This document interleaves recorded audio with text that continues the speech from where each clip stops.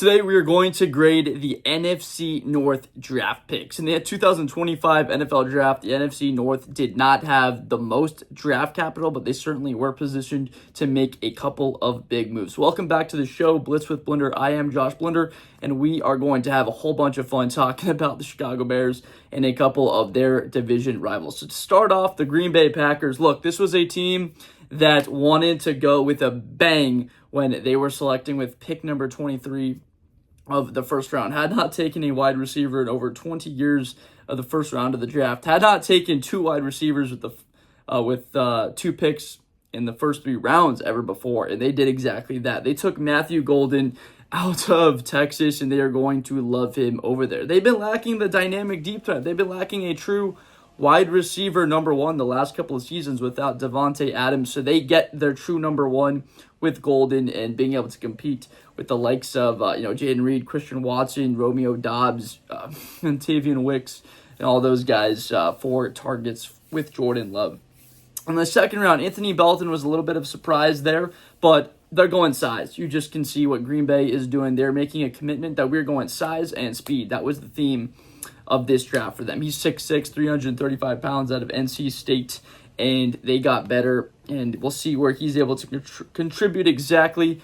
Likely he's in the best fit as an offensive tackle, what he played in college, but we will see. Again, in the third round, I just mentioned the two wide receivers taken in the top three rounds. They take Treveyon Williams out of TCU, another speed, a big body, 6'5", 225 pounds, and the only concern with him is obviously the drops. He had 5 drops in 2024. Hold your ears, Packers fans, because you know all about it. But he's a dynamic player. He had 6 receiving touchdowns and 6 rushing touchdowns. There's only another college football player to have that type of contribution with rushing and receiving, which is Jaden Blue, Matthew Golden's Texas teammate last year. So Williams bringing that threat. Is he going to be potentially a returner for Green Bay? And then Brinson, it's like if you're a Georgia defender on the defensive line that you're going to be getting a look at by Judkins by the Packers front office. This is their 5th Georgia Bulldog taken since 2021. And obviously this is going to be a TJ Slayton effort, replacement for the Green Bay Packers. Remember a couple of years ago they took Quay Walker, to be an instant impact for them, and, them being excited, Devontae Wyatt. So they have invested trench talent for a defensive line out of Georgia. And then the corner, Micah Robinson, Tulane, I thought is another depth pick for they're trying to take a flyer on a guy, and just to get, someone that has, played a good amount of time in college football. I think I have it written down here, 700 snaps to be able to fill in if they need him this season. So overall, Green Bay's draft grade, a B+. I thought they hit a home run with their first round selection. And to be honest, if you're a Chicago Bears fan like I am, you're a little bit nervous about that wide receiver room, which had already been very deep. They just got to be the deepest in the National Football League. The only question is how good is that, top 3 guys as opposed to other receiving rooms across the National Football League. The second team we'll go over here, the Detroit Lions. Look, when you are in Michigan and you are a rival of the Ohio State Buckeyes and they go with an Ohio State Buckeye and Tyliek Williams, you're going to be a little bit like, what are we doing here with that bid? That just seems a little bit strange, right? Why are we taking this guy? But you know very well how good of a football player that Tyliek Williams is. So I do not want to hear from the Michigan or the Detroit Lions fans, what are we doing with the first round selection? This is a reach. It doesn't make any sense. If you're a Michigan football fan, you know very well how good of a football player Tyliek Williams is. Second round pick, love Tate Ratledge.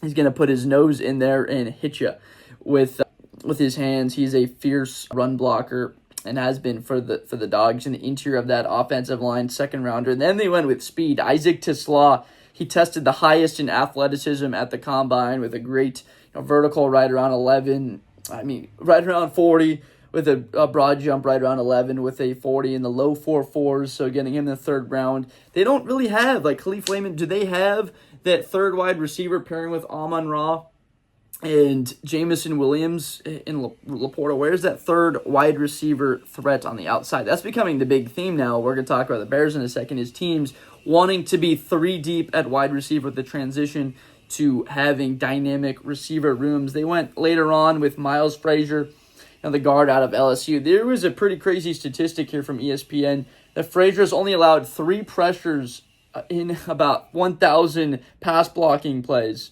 which is the second lowest pressure rate in the span of the last couple of seasons. That's a second overall in college football over the last 2 years. 3 pressures in about 1,000 blocking plays. Their 6th round absolutely fell in love in the last couple of seasons. 33.5 tackles for loss, the most in college football over the past 2 years, and the second most sacks in the country with 22 over the last couple of seasons. So that was a tremendous pick. 6'2", and he is going to be competing for that opposite role besides Aidan Hutchinson. Obviously, the Detroit Lions front office were starting to feel the pressure a little bit and wanted to go find depth in a guy that can compete to be a force off the edge along with Aidan Hutchinson. So overall, give the Detroit Lions a B. Didn't have a whole bunch of picks, but they sure had some good bang for their buck. The Chicago Bears, going into this draft, this was as excited as 2023 for a lot of fans. Maybe a little bit less because you knew Caleb Williams, but you did not know who they were going to pick. The first round pick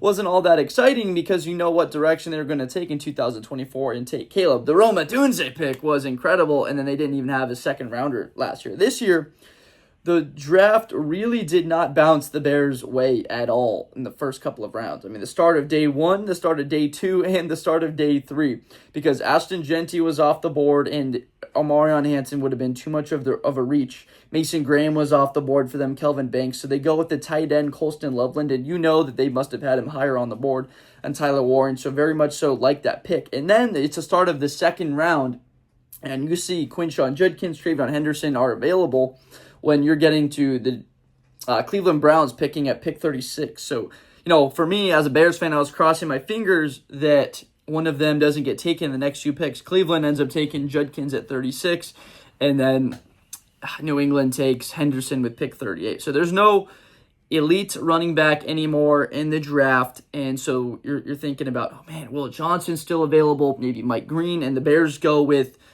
Luther Burden. So this is adding another receiving weapon to Caleb Williams and stockpiling arguably the best wide receiver room as well as receiving core in football now, pairing, Loveland with Burden, Dunze and DJ Moore and Cole Kmet. So it's starting to look very scary there. Then they ended up trading out of the 41 spot where, you can get yourself into a little bit of hole where you can take a very good football player. Again, I said Mike Green, Will Johnson were there at 41, but they're trying to add more players to the team. So they trade back, pick 56.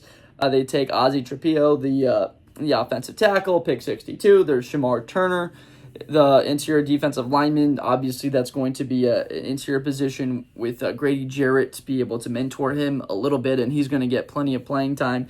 It wasn't the type of splash that you wanted as far as the big names that you expected you could have gotten, but the board just did not go their way. And again, you saw in the 4th round, R.G. Harvey and Cam Scadaboo went in front of the Bears in the 4th. They traded back and took Ruben Hippolyte, which was one of the most controversial draft picks in the entire thing, taking a guy that might not have even been drafted by anyone else in a 4th rounder. You can get some good value there. Ended up taking Kyle Monangai out of Rutgers. So overall, the Chicago Bears had a very good draft based off of some unfortunate things that bounced their way. Running back was such a need for an explosive playmaker to pair with DeAndre Swift. For that Ben Johnson, you want that Jahmyr Gibbs or David Montgomery role in the offense. But still, overall, give them a B+ because of the explosiveness that they just added to their offense, as well as the depth that they will have now in the trenches with their selections. Lastly here, the Minnesota Vikings had no picks in this draft. Even, some of the Vikings fans that I know weren't even paying attention. They were going to watch the selection in the first round, but that was about it. So they go with Donovan Jackson, and you watch this show quite often. I'm an Ohio State fan. So absolutely love the Donovan Jackson pick for them. He's the versatility. If you don't know, Ohio State lost their left tackle earlier in the year, Josh Simmons, who went to the Chiefs at 32. He might have been the best offensive lineman in college football until he got hurt. Jackson bounced out to left tackle and filled in that role very nicely. So he has the versatility, as you know, to play throughout that offensive line and adds that piece. And we know Minnesota struggled, in the playoffs or at the end of the season against Detroit and then the Rams being able to protect Sam Darnold. So to protect their second-year quarterback and J.J. McCarthy, you knew how good those offensive lines were for Michigan. That is super important. In the third round, they took Ty Fulton out of Maryland. I mean, this guy is a burner and is going to be able to stretch the entire field. I mean, 4.37 speed. Is this guy going to be that third wide receiver target for Minnesota? It seems to have that written over it for them. It's just a matter of how he develops. But 4.37 speed is tremendous. And then in the fifth round, they end up going with a defensive lineman from Georgia. It seems that if you're a starter for the Georgia Bulldogs, that you are going to get drafted eventually by that team. Like, this is just a pick where they're seeing the age. Javon Hargrave's 32, Jonathan Allen is 30, Harrison Phillips is 29. So bringing in another player that's a little bit younger to that team, adding a little bit of youth. But overall, I give the Vikings a C just because of the lack of capital that they had. There's not a whole lot that they could have done. So overall, a C for them. So to summarize, the Green Bay Packers went with size and speed, gave them overall a B+. The Detroit Lions gave them a B again. Not a whole bunch of draft capital and picking the later parts of the rounds, but like Ratledge, like Tyliek Williams, like Hassanen, the Bears gave them a B+. A lot of people are giving them a lower grade because of the second round after Luther Burden with those picks. But overall, based off the way they navigated difficulty of not getting a running back, still thought it was pretty good. So B+, and then Minnesota, a C overall. So thank you so much for watching this. Let me know in the comments how you would grade these teams in the NFC North, whether you agree or disagree with anything I'm talking about here. If you haven't already, make sure to subscribe for more college and NFL football content coming at you like rapid fire here post-draft, getting all of these out for you. We're going to continue to make more division breakdowns of what teams did in the draft, grading each division of the NFL, all 8 of them. So look forward to that content as well as others. So I will see you guys next time. Appreciate you.